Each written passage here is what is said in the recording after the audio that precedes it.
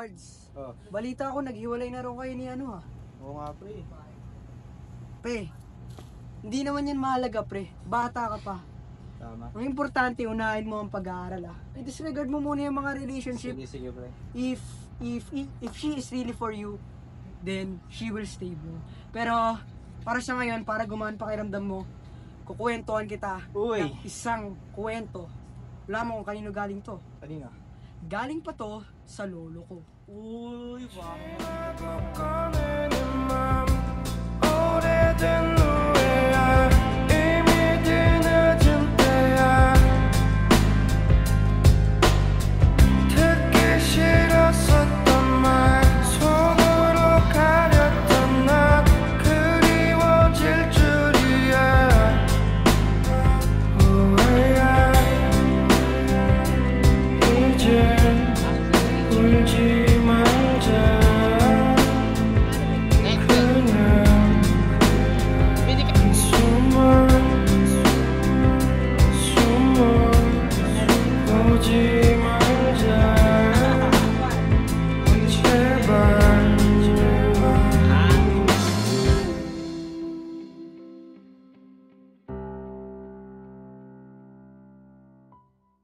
Noong unang panahon, sa isang maliit na nayan sa China, may isang manlililok ng bato na nagngangalang Hashmo.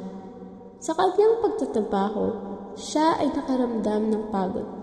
Iniisip kung giginhawa ang buhay nito. Pagod na ako.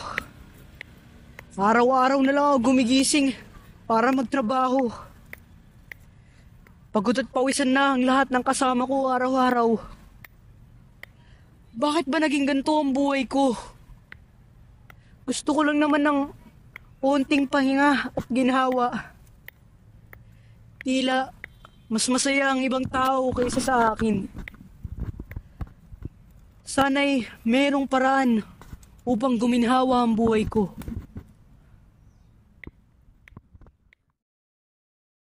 Habang nagtatrabaho si Hashno, nakita niya ang isang marangyang karawahe na dumaan. Sakay dito ang hari na mukhang may marangya at masayang buhay. Tignan mo ang hari. Ang saya-saya ng buhay niya. Meron din siyang mga lingkod na ginagawa ang lahat para sa kanya. Sana ako na lang ang hari. Siguradong gagana ang buhay ko at mawawala lahat ng problema ko. Paano kaya ako magiging hari?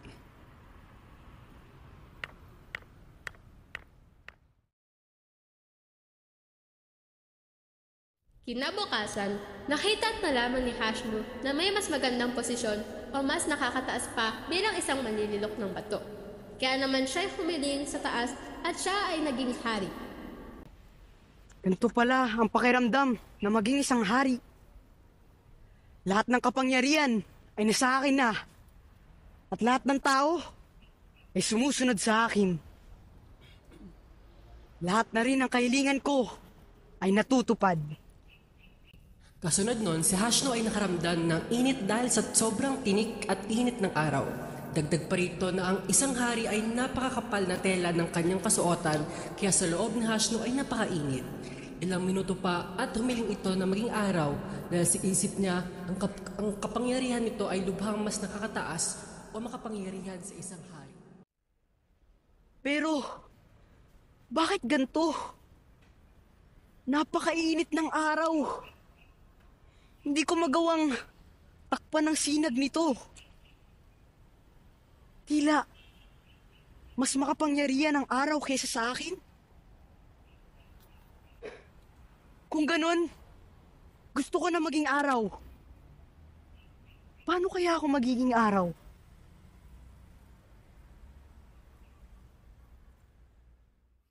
Sa kanyang pangalawang hiling, ito ay naging araw. Ang araw ay may taglay sa pagbibigay ng liwanag at yakap sa ating balat. Ngunit ito ay may negatibong katangian. Ito ang pagbibigay ng matinding init sa ating mundo. Ngayon, kaya kong pasikatin ang liwanag ko sa buong mundo. Ako na ang pinakamalakas. Kayang-kaya kong painitin ang lupa at gawing maganda ang araw ng lahat. Sa pangyayari ay nagpatigil kay Hashnu. Nakpan ng ulap ang araw at bumuhos ang ulan. Nang walang butang pag-iisip, agad siyang bumiling sa langit na maging ulap upang higitan ang kapangyarihan ng araw at kanya naman ito'y nakamit. Pero, ano ito? Bakit biglang dumidilim? Ano itong ulap na tumatakib sa akin? Hindi pala ako ganun kalakas. Ang ulap pala ang mas makapangyarihan. Kaya niyang takpan ng liwanag ko. Kahit gaano pa ito kaliwanag. Kung ganoon, gugustuhin ko na lang maging ulap. Siguradong wala nang makakapigil sa akin. Kung magiging ulap lamang ako. At naging ulap si Hashnu. Kanyang tinakpan ang araw at nagdala ng ulan.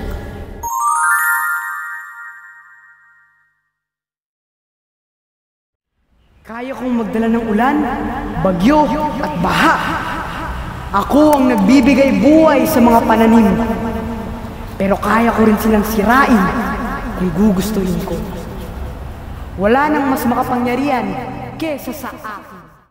Habang patuloy na rumaragsa ang malakas na ulan, siya ay naantig at nagulat sa batong hindi natitinag ng ulan at sa huli hiniling niyang maging bato nang dahil mga ito'y mas nakakataas at mas makapangyarihan kesa sa ulap. Pero, ano ito? Bakit hindi ko kaya sirain ang bato na iyon? Napakatibay naman niya. Kahit anong gawin ko, hindi siya gumagalaw. Kahit ulap ako, wala akong magagawa laban sa kanya. Kung ganoon, gugustuhin ko na lang maging bato. Ang bato pala ang pinakamalakas sa lahat. Ang kanyang huling hiling ay maging bato dahil naaninag siya sa kayang gawin ng isang bato, hindi nagpapatinag sa kahit anong sakuna. Sa wakas, ako na ang pinakamalakas. Wala nang makakagalaw o makakasira sa akin. Kahit anong bagyo o ulan, hindi ako nasisira. Habang si Hashnu ay payapang nagsasaya bilang bato at inakalang siya na ang makapangyarihan sa lahat, bigla naman nang pinukpok ng isang manililok ang pagiging bato nito. Si Hashnu ay nagbahala at humiling na ibalik na lang ang lahat sa dati. Pero, ano ito? Sino ang kumakatok at sumisira sa akin? Bakit may nagtatapyas sa akin? Hindi pala ako ang pinakamalakas. Ang manlililok ng bato pala ang mas makapangyarihan. Siya ang may kakayahang baguhin ng bato. Hindi ko inaasang na mas malakas pa pala siya kaysa sa akin. Ngayon, gusto kong bumalik sa dati kong kalagayan. Mas mabuti pa ang buhay ko noon. Kahit mahirap, alam kong may layunin ako. At ibinalik siya ng langit bilang manililok ng bato. Natutunan niya na hindi kailangan ang kayamanan o kapangyarihan upang maging masaya. Ngayon, naiintindihan ko na. Ang totoo, hindi mahalaga kung gaano kalaki ang meron ka. Ang mahalaga ay tanggapin at mahalin kung ano ang meron ka. Ang pagiging kontento ang tunay na kasiyahan. Masaya na ako sa trabaho ko at sa simpleng buhay. Ito ang buhay na para sa akin. Sa wakas, si Hashnu ay bumalik na sa dating anyo bilang isang tagalilok ng bato. Mula noon, siya ay naging masaya na sa kanyang trabaho at nakontento na rin sa simpleng buhay at nang dahil sa kanyang kwento, siya ay naging inspirasyon ng mga tao sa kanilang lugar. La la la la la la la.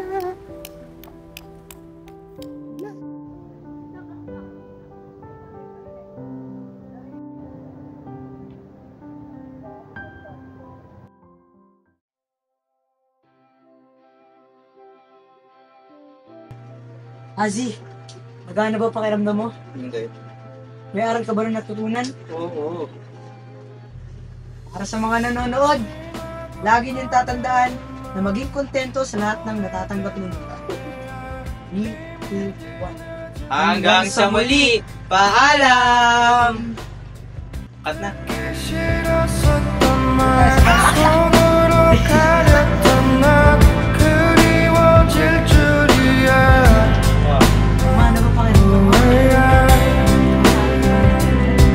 이제 울지 Azriel Mendoza.